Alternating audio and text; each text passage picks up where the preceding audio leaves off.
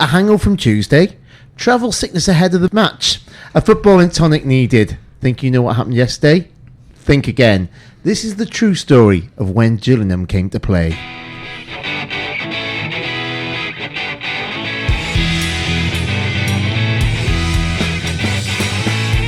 Welcome to All New Look Back in Amber, the official Newport City radio podcast from us, Newport County fans. From exclusive interviews to interesting inside insights, since 2010 we've been the best place to be for all things audio, and we're giving you even more in 24. Coming in the next 45 minutes, I'm Lamsie and I'm asking all the big questions. I'm Stephen, I've got your commentary highlights, and I'd like to ask, with 14 games left, is it the next 7 that will define our season?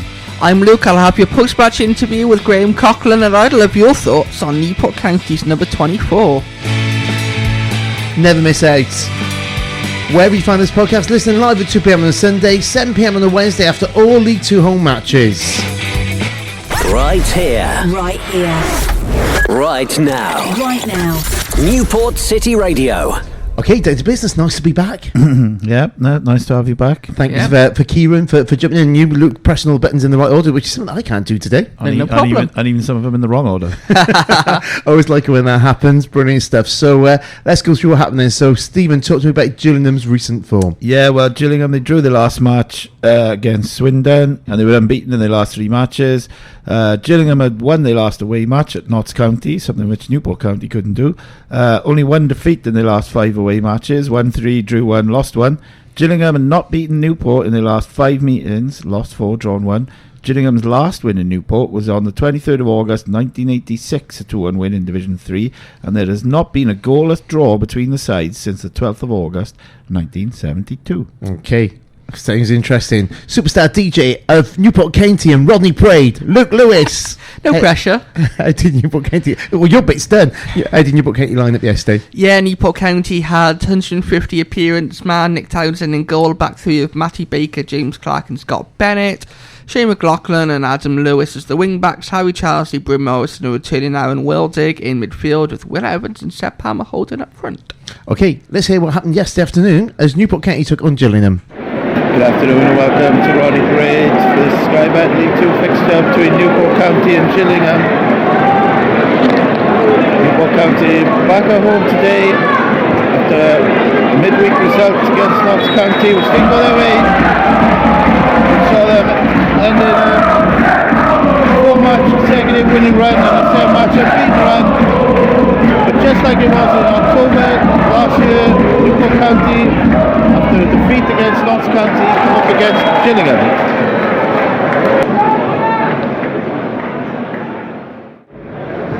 Well, was in towards Clark in the area was going to Morris. That's back to Bennett. Back to Morris again.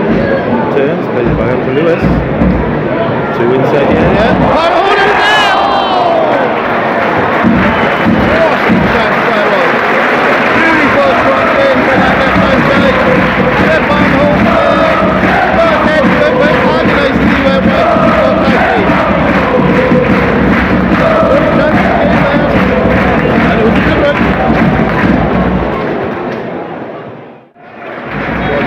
Goal.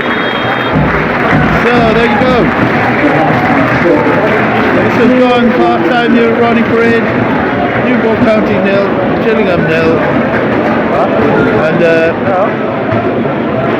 not really much between the two sides, I would say, at half-time.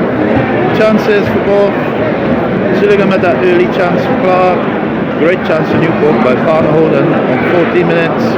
Hawkins then had a shot at Townsend on 16 minutes. It's a lovely build-up play resulted in a Wildig shot going wide on 18 minutes. And probably the best opportunity of the half fell to Masterson on 22 minutes, but it was saved. And then on 37 minutes, a lovely interplay between Wildig and Evans. Found Palm Holden, but the keeper came out to prevent the youngster from getting a goal. So overall, not a classic maybe. Lewis, he's got a chance to make a run now, he passes to him. Charlesley turns, looks up, we've got Palmer holding in the area, it's got the winner! Oh!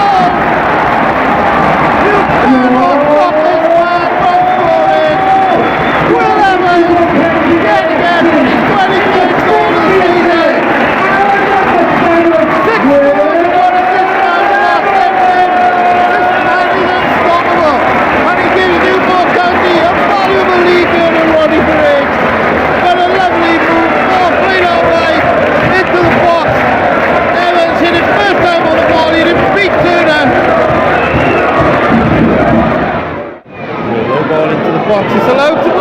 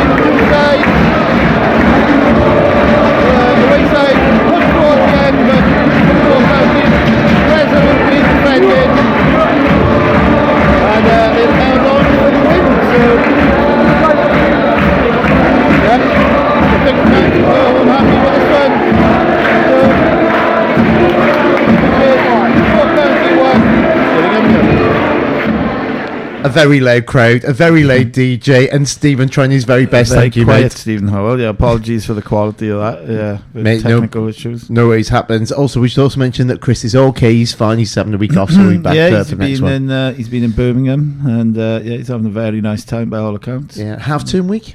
Yeah. Yes. So spend time with the family, Yeah, which is really, really he's got important. family up there, so. So important. Let's hear from Newport County manager Graham Coughlin. Yeah, it was vitally important that we responded to Tuesday night's game. We didn't do ourselves justice Tuesday night. We were poor all around. We lacked energy. And one thing I must say is the crowd. I shouted at the crowd today for a little bit of energy. Give us a little lift the last 10-15 minutes, because you could see we needed it. And I thought they were brilliant. They were brilliant again. They got us over the line. They cheered every clearance. They started beating the drum and singing the songs, and that energised us, and that gave us that little bit of energy that we needed. So all in all, I have to praise the fans for what they've done for us in the last 10-15 minutes, and it energised the lads. So that was a big 3 points all round. Players, staff, fans, everybody played a big part in that today. It wasn't the prettiest game of football ever, but defensively you must be really pleased at the clean sheet and how they performed. Yeah, listen, there seems to be a trend in League 1, League 2 football, in all levels of football. It's very difficult to ask players to go and play 43 games over the course of a season. You know, already we're only in February and we've played 43 games. We've gone Saturday, Tuesday, Saturday. So I can understand it being flat from both teams. I can understand it being a little bit dead and flat in the first half for sure. And that probably just not here. That would be a football up and down the country. You'd probably find that a lot of games are flat on the back of them, the 3 games in a week. It is tough. It is a big ask, and we do keep asking the lads to keep going. And it's the same boys that are going time and time again. So I can understand why it was flat, and I get that, and I fully appreciate that. So as I said to them at half time, if it's flat and it's a little bit dour, typical League 2 game, I've played in hundreds of them myself, make sure we come out with something, and we come out with the victory, and we come out with the 3 points, and it was huge for us, to be fair. And the goal is an absolute corker from Will Evans, isn't it? Yeah. Will has been alright, to be fair. He does okay, you know. I just need him to get the breakfast club sorted. He's okay putting balls in the back of the net, but he can't put a bit of breakfast together. But yeah, that's an in-house joke. But look, he's been brilliant for us. He's a great lad, great kid. I love the bones of him. I'd adopt him if ever his mum and dad want to get rid of him. I'd adopt him, no problem at all. I love him to bits. I think he's brilliant. We have many a fight. We have many of argument, many a fight. But look, he's stepped up to the plate. He's gone and got goals. His work rate, his attitude, his commitment, and he'll get stronger and stronger, to be fair. Particularly at this club with the coaching staff who've invested a lot of time in him. you've talked about wanting to get to 50 points as a target and equaling last season, which I think was 57. You're at 46 now, and fans will look at the table, won't they, and see you're 3 points off the playoffs. Is it for you still looking at safety and, you know, building on this season next time round? Yeah, look, it's very, very difficult to quell the expectation and the excitement. Very, very difficult. We had similar issues going into the Eastleigh game away, whereby the expectation, the prase, everybody lost focus, lost concentration, and I had to keep the lads away from that. I can't help what people think, I can't help what people say, and I'm delighted that people and fans and that are all excited, and we're giving them something to shout about. I'm delighted with that, and I love that, but we've got to keep our feet on the ground, because in this game you get above your station, you think you've cracked it, and honest to God, you get a size 9 up the backside, and it's not nice when that happens, and it wasn't nice here on Tuesday night when that happened to us. But all in all, look, I'm really, really pleased at the progress this football club has made over the last 18 months. Really, really pleased with the development in that change room, the mindset, the mentality, the resilience and the character that they show week in, week out. What will be, will be. We will try and win next game, which is next week, and that's just their mentality and that's just their mindset. Other than that, whatever happens, happens. So look, if people get excited and get carried away, I don't want them to get too disappointed if it doesn't come off. So look, it's a tall order, it's a big ask, it's a huge challenge, and it would never, honest to God, I never would have thought we would have got the 46 points as quickly as we have at the start of the season, because we had some really tough times. We had some really dark days at the start of the season. So fair play to them, and not just the lads, but I do think the new owner as well coming in, you has given us a little bit of clarity, a bit of direction, stability. I think the lads are feeding off that as well. I think the crowd is as well. So here's the moving forward, and let's see where the next 12, 18 months, 2 seasons brings us. Today's defensive performance, given that you lost Ryan, how did that please you that they sort of adjusted to someone who's been there for all bar one game? I think it was just the last 10 minutes was just bodies on the line. It was just 11 tired men, so we had to get a couple of fresh legs off the bench to try and help us. It was good to see Jamo out there get a couple of minutes. Now next week it's vitally important to those lads that didn't play today. It's vitally important that we can get 90 minutes into them on Monday in a bounce game, and we can get some training sessions into them next week, so we'll have them hopefully ready, fit and a little bit stronger and further down the road of their recovery when it comes to the next match day. Is there any news on Ryan? Yeah, sort of on crutches. Yeah, we had a little bit of news on Ryan. It's not good. It looks at this moment in time Ryan's season is over.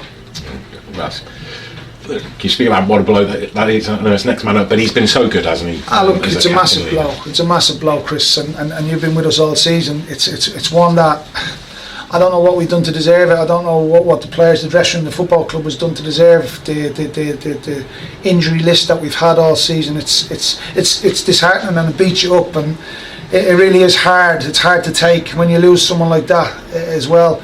You know, not only that, I go back to Adam Lewis, I'll go back to, we've lost diggers on occasions, Harry Charsley, the list goes on. We've not got Declan, we've not got Omar, Ozinzala, you know. But them lads, honest to God, them lads, they work so hard, and God only knows where we would have been had it been September, October, November, had we not been dealt such a cruel blow.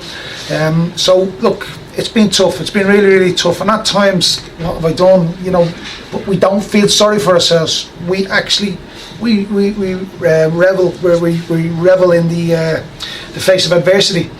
And it's testament to the group, testament to the mentality, testament to the mindset, and it's testament to the terraces, the fans, the supporters. Not one person at Newport County has felt sorry for themselves this season. Everybody's got up and got on with it. And let's not forget, again, mentioning the fans, we had 1 or 2 dark days, and the fans stuck with us. The fans sang us off pitches. We lost the game at Notts County the other night, here on Tuesday night, and I've never seen that before in football, where the fans did not leave the ground. Every fan stayed, and it wasn't because it was a nice warm, nice evening. They stayed on Tuesday night and clapped us and cheered us off the pitch, and that meant the world to that group of players. I didn't have to go into the group of lads. I just pointed to what the supporters done and the appreciation that they've shown. Newport County manager Graham Coughlin sounds all good in the gaffer's world, doesn't he? Yeah. Everything's all falling into place.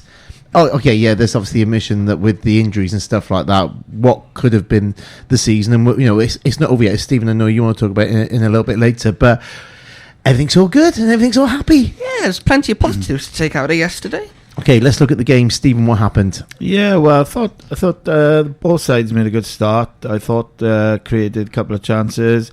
I thought there was some nice football on view on times, playing the ball around. Playing building play from the back, nice patient build-up play, especially with Newport. And I thought they were putting together some lovely passage of plays on times. Shea McLaughlin was enjoying himself. He was doing little flicks and tricks on more than one occasion. I think he was some audacious touches. I just think shows a player playing with confidence, that does. For half-time, it was probably a fair result, being level. Both sides probably had one good chance each in the first half. Masterson for Gillingham and Palm Holden for Newport. Big criticism of the first half. I'd say they didn't have a shot on target, and Gillingham just edged it in the amount of shots. As Graham Coughlin said there, they wanted to kind of come out in the second half, and I think they did. I thought they were a lot better in the second half. They started looking to try and create down the left-hand side with Palm Holden. Charles Lee was starting to have an influence, and that kind of paid off for the goal. Beautiful delivery and a lovely volley by Will Evans for the goal. He needed something special to beat Turner, who'd had 10 clean sheets this season, and it was something special to beat him as well. Real pleasure to be there to see that and commentate on it as well. I had a nice view from where I was sat. And I thought Gillingham responded well to going behind. I thought they had a good spell of possession, creating some chances. They changed it to a back four as well to try and have more attacking options. But I thought Graham Coughlin did really well. He changed as well. He changed to a 4-2-3-1 to have two midfielders in front of the back four, left Palm Holden up front on his own, supported by Evans and McLaughlin and Charsley on the wings.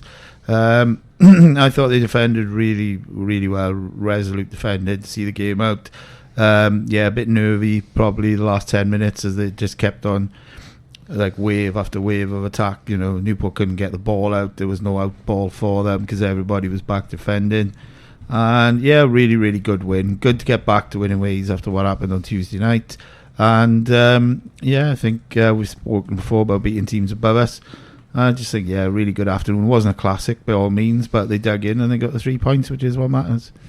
Luke, what was your view from the DJ box? Yeah, from up there, I thought first half both sides basically cancelled each other out. We lined up in the typical 3-5-2 and Gillingham lined up with a 5-3-2. So in terms of tactical formations, both teams kind of cancelled each other out in that way. And for me, it seemed like whenever, as Stevens alluded to, whenever we played the ball on the ground and played some football, we created chances. Now, they weren't goal-scoring opportunities, obviously, it was 0-0 at half-time, but when we played that football on the ground, we seemed to have more success compared to when we play it up to Will Evans or Seb Palmer Holden for them to run into the channels.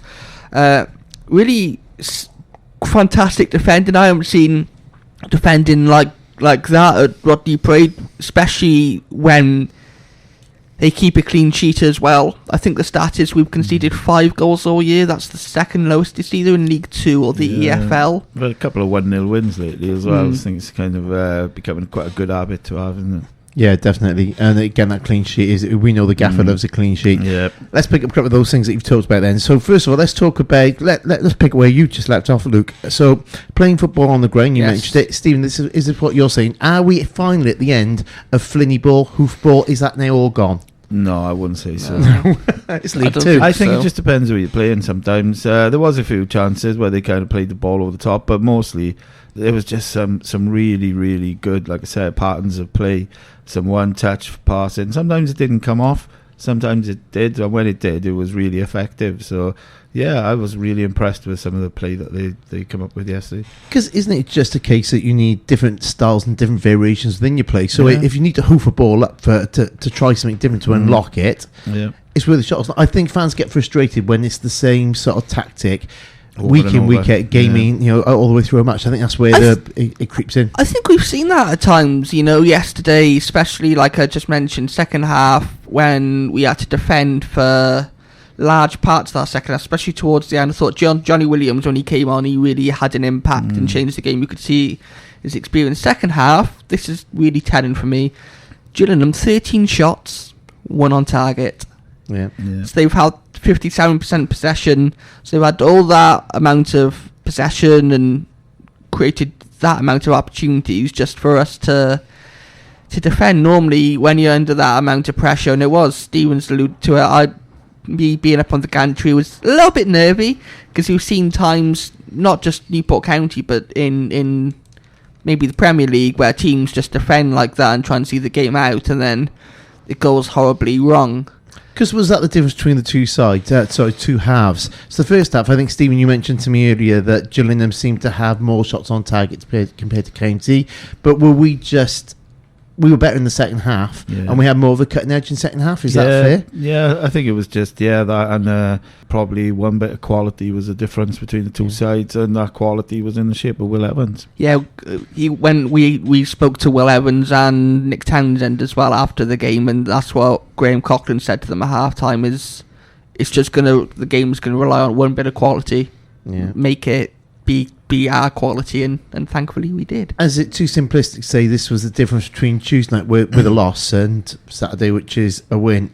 Or are they just not comparable? I don't think they're comparable. Being there on Tuesday nights, Jody Jones stole the show. Yeah. He was absolutely phenomenal. I don't want to do a look back in amber on that game, but I was blown away by Notts County. Obviously, since their manager departed for Swansea City, they've been on a bit of a losing run. I know they lost yesterday to Wrexham, but they came. They looked like they had something to prove, and my God, did they prove it? It could have been 4, 5, 6. Jody Jones, 2 assists. That's 20 assists now for him for the season. The next highest assister in League 2 is on 9. Yeah. So you can kind of see his quality there, but I think he just came up against a really good Notts County team. We've seen when we went up to their place early on in the season. He says to do look back and on Notts County, but then I go and do one. And then goes and does one. Going to hold you there with Notts County. Sorry to disturb you, but let's come back to Gillingham for a second. Then second half, it's all about the left hand side. Stephen, talk me through what you meant earlier by that play on the left hand side. Yeah, well, I mean, Newport County are just as effective on both sides of the pitch with McLaughlin on one side. But yeah, you could just see that because they've got Hutton who likes to get forward. He's like their top assists, I think, this season. He's got 6. And yeah, so there's obviously gaps there, and I think that's maybe something that they spotted. But it was just a combination play. You could see that they were looking for Adam Lewis or looking for the runs of Palmholder, and Charsley was coming over to that side as well and started really creating an impact, and that's where they got the joy for the goal from. So yeah, because I think I said in the commentary, they're trying it. It's going to pay off sooner or later, and eventually it did. Okay, we talk about 1-0s, and it's becoming a little bit of a thing. Is this the old we fight to the end thing coming back in stronger than we've seen it for a long, long while? And if it is, are fans confident that we will fight and get the result at the end rather than fight to the end and lose at the end? Yeah.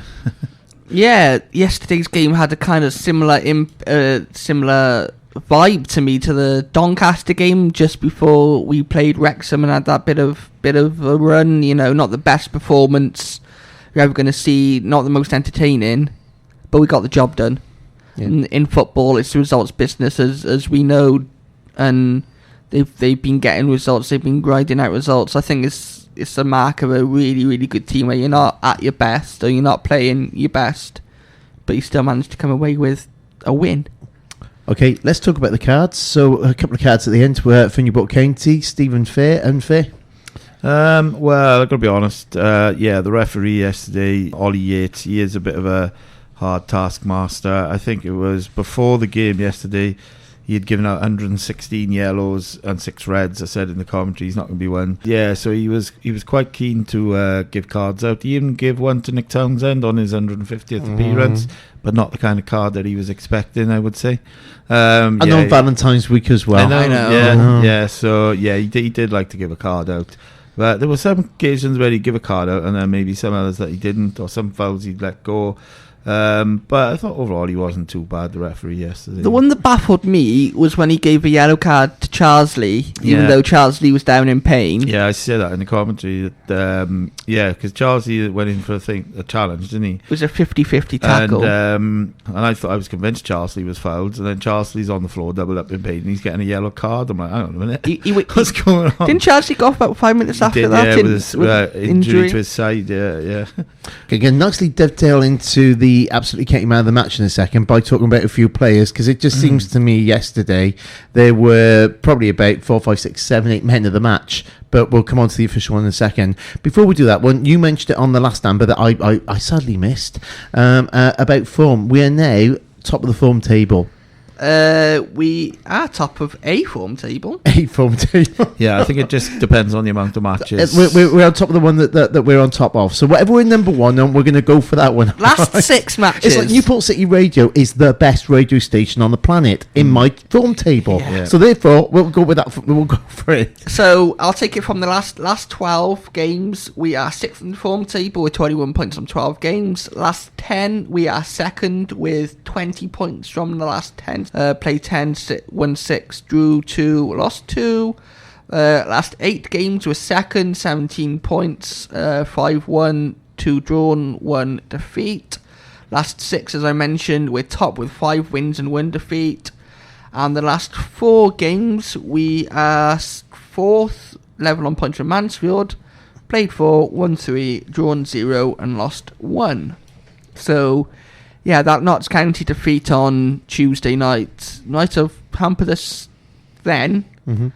But looking at this, we're still one of the most informed teams in League Two. It's only 1 defeat in 6. It's where you want to be right now, isn't it? So yeah, I enjoyed the talking point last week. Just wanted to add that to it.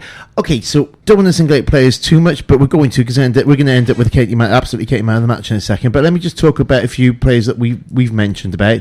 So Charlesley obviously seemed to have a absolute blinder of a game yesterday. Yeah, I was really impressed with him, especially his kind of runs. Sometimes they didn't always find him with those runs, but and especially because I was over on that side of the pitch, I had sort of a better look at him in the second half. And yeah, I was really impressed with him yesterday. I thought he put a good shift in until he went off injured, obviously. Okay, again, name check Clark as well, because again, that's a lot of my notes, Luke. Yeah, I think the whole defence can play a huge part and have a huge say. I think Scott Bennett, obviously, we heard from Graham Cochran there the unfortunate news about captain Ryan Delaney. Unfortunately, he's going to be out for the rest of the season, but to have the ability to drop Scott Bennett into the heart of that defence as he did yesterday, James Clark went out onto the left, and I think that back three, especially as I've said in that second half, towards the end when it was just backs against the wall, cleared the ball as long as and far away as you can. Carl Jameson, got to give a mention to him, his first game since we lost to Crewe all the way back in August. Frustrating couple of months for him, I know. But he came on, he had 8 minutes on the pitch yesterday, and he really made the most of them. Okay. I thought he was superb. While we're throwing names out, because I do want to, bizarrely enough, I want to do this for a change. Wildig, I know you want to talk to us about him in a minute. Luke, don't you mean Newport County's number 24? I do indeed. Yeah, well, I won't go into Aaron Wildig, but I was really pleased to see Jameson come back, and I thought it's good to see him back, and I think it's kind of, especially yesterday, because with his physical presence as well, when they're trying to lump balls into the box, he was really handy for that. He got a block in as well straight away for the shot, I remember, and luckily, I know it's kind of 1 in 1 out at the moment, isn't it? It seems. Yeah. So we're going to need him really. But I thought Bennett yesterday up against Hawkins, a lot of their play went through Hawkins, kind of long balls holding the ball up, and I thought Bennett, Clark, and that marshalled him brilliantly yesterday. And this is now a squad game, isn't it? At the moment for Newport County. Finally, we can turn. It's only February. Don't panic. And then let's just give a quick mention to Townsend. 150 games. It was, yes. 150 not out for Nick Townsend, and I put the question to him after the game. He's kind of had, don't know if struggle is the correct word, but obviously at the time he's not been number one all the time. No, and he said that's testament to the recruitment at the club. They've had some phenomenal goalkeepers. Tom King, who's now in the Premier League with Wolves. Joe Day, who's probably one of, if not the best county goalkeeper that we've seen in the modern era. I don't know about the 80s and beyond that. And Yeah, he's come into the first team this season, his first season as number one, and he's really made that jersey his own.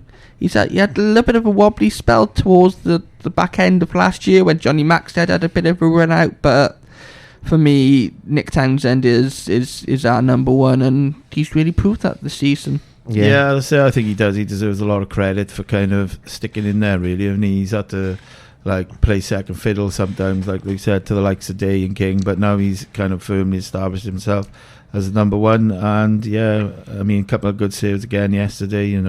I think he's proved that over this season that he makes vital saves at vital times. If it wasn't for him, we'd probably have quite a lot of less points on the board. Okay.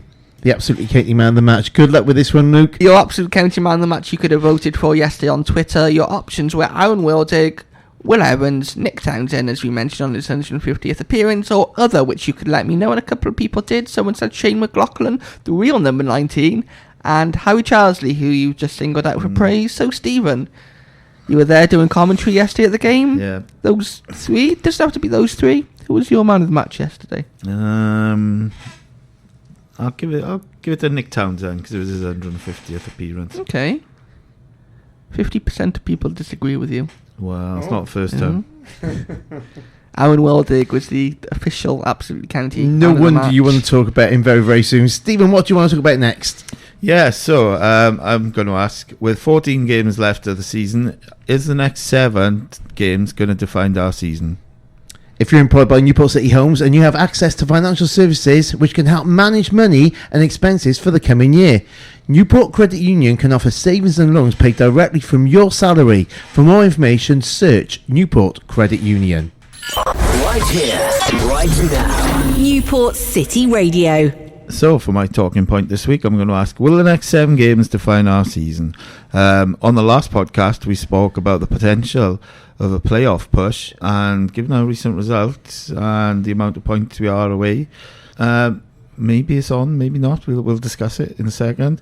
But, so over the next few matches, we've got games against teams either above us or kind of in and around us in the table. And I think, we've got a few games away, a couple of games at home as well against some of the big teams in the league at the moment. So I'm going to ask, will these games define our season? So I'm going to come first to Mr. Lamsdale. Yes, absolutely. This is it now. This is make or break time. Some politicians said that you don't win the league in February, apparently, this week, referring to the election coming up. It will be. Yeah. February match will be absolutely the most critical part of this season. As we mentioned, there's a squad now. It's almost like we signed all these new players, even though we only signed one in the transfer window. Yeah. And this is it. If we can, I don't know, it's lazy bit of journalism, which I'm going to throw at you now, but if they put together this little mini cup run and view it that way, does that actually work? Do football players work with that sort of motivation? I guess it works on an individual basis, right? But I think you've got to say, right, okay, this is it, guys, now. This is the beginning of the end of what could be an amazing season that we fought against all the odds. Yeah. Do you want to cement your name in Newport County history? Do you want to get me in the dressing room? Yeah, just get you in there. Wheel me in there. Well, we can take the recording for them, so we don't have to be there. They can just play it. Stop that for you mid-flow now. I'm not going to edit it together, look, and then send it to them. Yep. Lads, this is it. If you're going to make it happen, make it happen now. This is your moment of glory. This is the moment that you've been waiting for all your playing careers. This is where you take yourselves to the next level and Newport County with it. Yeah. Well, I don't know what to say after that. That's a kind of a Churchill-esque speech there. You did ask. Yeah. No, but I think you're right, isn't it? You can. It's about kind of putting yourself in that position and giving yourself a chance, and I think it's big opportunity for them. So, Luke Lewis, are these next 7 games going to define our season? I think so. Hang on, I just gave the biggest speech I've ever done in my life, and you're just going, maybe, mate. Maybe. Yeah. No, you look at the teams we've got up next. We've got MK Dons. I know we're going to do next game predictions in a minute. MK Dons, who currently sit 5th. We've got the rearranged Harrogate game, who occupy the last playoff place in 7th. We've got a home game against Mansfield. We know about our home record, especially against the teams above us, as you've quite rightly done a talking point on before. Away to Stockport, who are currently top of the league. We ended their unbeaten run of Rodney Brady earlier this season. We've Got a home game against Morecambe, which will be interesting. I believe that's the first time that Morecambe have come to Rodney Parade since that playoff final at Wembley, so I'm sure that'll be a spicy game. Wimbledon, who are 8th. Barrow, who 6th. And then we got Colchester and Crawley, who are below us in the league. So, yeah, coming up now, we've got teams who are in exactly the same position as us. Now, that run that we've spoken about, and us being really good in the form table, that's given us a massive, massive boost. You know, teams don't want to come up against Newport County. We've spoken about us showing different sides to our game and finding a way to win from nothing almost. Yep. So, will they define the season? Yes, I think as well. Even if we don't make the playoffs or if we don't go up this season, think about going into next season. We've had the cup run against Man United. We've had 9,000 for Wrexham. We've got this new owner now who's experienced. He's got teamed up to the Premier League before. There's a lot going for Newport County at the moment, and I know I'm noticing as well the attendance is increasing. Yeah, it's got up slightly, isn't it? Yeah. It's not a big increase, but it's a increase. It's a increase, which is positive. So in terms of momentum going into next season, even if it doesn't go well, you know, I said at the start of the season, most county fans, if we survive by a point, they'd be happy with it because of where we were, the £1.2 million loss in the summer and things like that, and not having the ability to go out there and maybe compete financially with pretty much every team in the EFL. I think the season's been phenomenal, and to be in this position now and to be 2 points outside the playoffs. But we've seen it in League 2 before. I remember this year, like I just said, we played Morecambe in the playoff final. We kind of had a mid-season dip, but we were still in and amongst the playoffs. League 2 is so tight. There's only like a couple of points between 2 points, 7th and 14th. Yeah, there's 2 points. 2 points between Harrogate and 7th and us and 14th. Yeah, I don't want to put the dampeners on things, but against MK Dons, we've only got 1 win in the last 6. Winless in the last 6 against Mansfield. 1 win in the last 5 against Stockport. 4 wins and 2 losses against Morecambe. 2 wins, 1 draw and 2 defeats against Barrow in the last 5. And 1 win, 3 draws, 1 defeat in the last 5 against Wimbledon. So if we are going to kind of have a bit of success, we're going to have to kind of rip up the form book and the stats. Isn't this great? But that's what we do, isn't it? Yeah, isn't this the type of challenge that you want? I'm going to be a little bit naughty. I'm going to say as well that if I was Graham Coughlin, and I'm not, I would be thinking that I need to make sure that I end the season strongly, and I need to make sure to try and get Newport County at least in the playoffs, because it's Graham's then, isn't it? Yeah. Because this time next year, if all works out and Hugh has put a bit of money and a bit of backing and the infrastructure, and I know they're applying for new physios and sports people around the club at the moment, surely this is the moment where Graham Cochrane turn around and say, not about the money. This is what I had to do on the tightest of all budgets that's ever been seen in League 2. This is my victory. Yeah. So for Graham, this is your moment as well, mate. Yeah. Yeah, plus sorry to jump in there, Stephen. We've seen it with James Roby when he was in charge. He kind of ended the season up with a poor run, and that kind of went into the start of last season. And then we all know what happened there. Okay, cheers. Thanks very much. So, Luke, what's next? Coming up next, I'd like to talk about Newport County's number 24. If you're employed by an Iron Bevan University Health Board, you have access to financial services which can help manage money and expenses for the coming year. Newport Credit Union can offer savings and loans paid directly from your salary. For more information, search Newport Credit Union. Right here. Right here. Right now. Right now.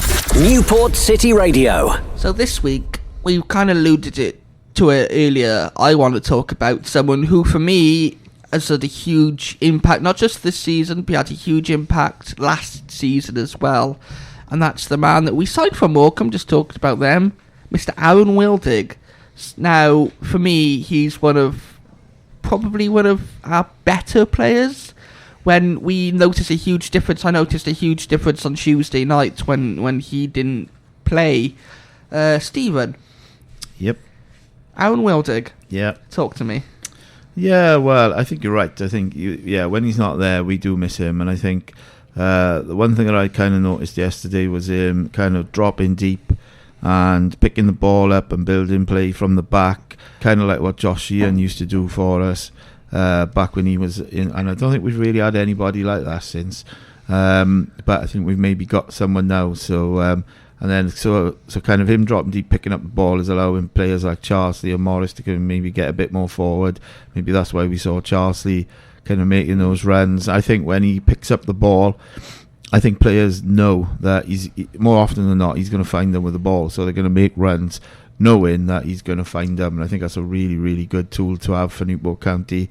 Makes it difficult to defend against as well. Yeah, I think he was phenomenal yesterday. He played really, really well, and I think you're right. I think we will miss it. He's got 5 assists, 2 goals this season, so I think he's probably our most creative player, I would say.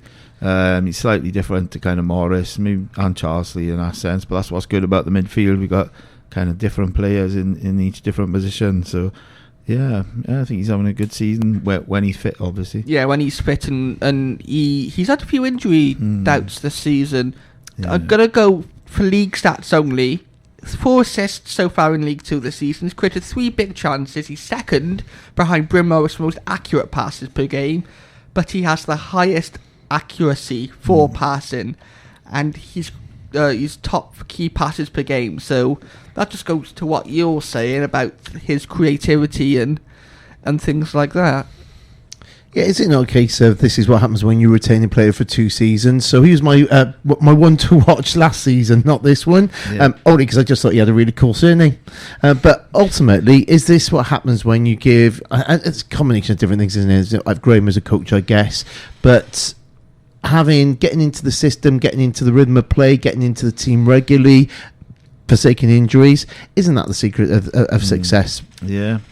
I think... and like I said, I think he's valuable to the side. I think he's been a brilliant signing. We obviously would have liked to have seen him a little bit more, but we haven't due to injuries. But he's back in now. Hopefully, he has a good run from now to the end of the season, and he'll be pivotal in getting results in those games we've just spoken about. Will Wildig's performance in these next 7 games define our season? Well, no, it's not just going to be him. It's a team game. So and like I said, he's by dropping deep and all that, he's finding himself space on the pitch, especially in maybe packed midfields in tight games. He's creating time for himself as well, which I really like, which is kind of what Sheehan used to do. I keep on coming back, but it really did look like Josh Sheehan was playing out there yesterday when he was kind of picking up the ball, and they're kind of a similar build as well, diminutive kind of players. So I've been really impressed with him so far. Yeah, I think it's a fair comparison. Yeah. Yeah, like I said, top for key passes per game, so he has the vision to unlock a defence. Thank you. What's coming up next, Lamsie? Time to look ahead and look forward in Amber at the next 3 games. If you're employed by Newport City Council, you have access to financial services which can help manage money and expenses for the coming year. Newport Credit Union can offer savings and loans paid directly from your salary. For more information, search Newport Credit Union. Right here, right now. This is Newport City Radio. Okay, let's have a look at the future and get your crystal balls there, guys. So we're away to MK Dons next Saturday, the 24th of February. And we'll go, Stephen, give us a score prediction. Oh, yeah, this is going to be tricky, I think. They're unbeaten in the last 3 home matches. Only 1 defeat in the last 11 at home. 1-8, drawn 2, lost 1. So I'm going to take a 1-1 draw. Okay. Luke? Yeah, MK Dons are 4th for home form this season. They're top for the last 12 games in League 2 in terms of form. Played 12, won 8, lost 4, 24 points. Obviously, we're in form at the moment. They're in form at the moment. It's going to be a good game. I can see it being... We'll have another 1-0 win for Newport. Yeah, I'm going to go 1-0. I think, Stephen, you're probably right. I think it will be a draw. I don't think it's going to be a high-scoring match as well, is it? It wasn't early on this season. It was 0-0 if I remember correctly. So, I've got a feeling it's going to be 0-0, 1-1, but I would like to see a 1-0 to Newport County. We're away again then on the Tuesday, which is the 27th of February, to Harrogate. Stephen? Yeah, again, Harrogate really good at home. They've won the last 2, only 1 defeat in the last 7 at home, 1-4, drawn 2, lost 1. But I'm going to take I think it's going to be a reverse of the scoreline at Roddy Parade. Instead of losing 2-1, we're going to win 2-1. Okay. Yeah, Harrogate are 19th for home form, 20 points on 15 games. We haven't had a 4-0 win. We seem to have a couple of 4-0 wins back-to-back against them, so I'm going to go big, say our 4-0 win is coming, and I'm going to win 4-0. Okay, then finally, we are home to Mansfield 10 on Saturday, March the 2nd. Stephen, what do you reckon? 2-0 Newport. 2-0 Newport. Luke? 3-1 Newport. Nice and easy. I'm going to go 2-0 on that one. Took my option in there, isn't it? Thank you for taking time out to this day. As always, we'd love to read your thoughts about our thoughts on Facebook, X and Instagram via a direct message. Slide into our DMs. We're also on email, contact@newportcityradio.org. We will catch you on Sunday, the 3rd of March at 2 p.m. as we continue to look back in amber at the 23-24 season. More talking points, more banter and more top-class analysis. Right here. Right here. Right now. Right now. Newport City Radio.